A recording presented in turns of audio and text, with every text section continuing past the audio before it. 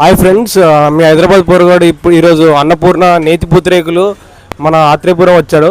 ఇక్కడ మొత్తం ఏం వెరైటీస్ ఉన్నాయి ఏంటి అనేది తెలుసుకుందాం, పదండి. వీడియో లాస్ట్ వరకు చూడండి.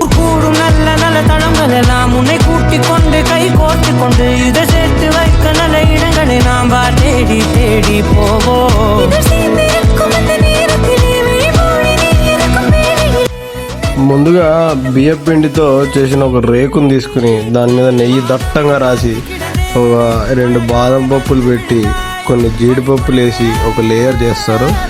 దాని తర్వాత వెంటనే ఇంకొక రేకు పెట్టి దానిపైన మళ్ళా ఇప్పుడు ఇంకొకసారి నెయ్యి మళ్ళా సెకండ్ కోటింగ్ వేసి బెల్లం పౌడర్ జాగరీ పౌడర్ వేసి మంచి దట్టంగా ఫోల్డ్ చేస్తారు.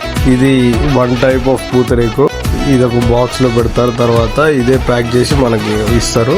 ఇలాగే డబుల్ లేయర్ 3 లేయర్ కూడా ఉంటాయి.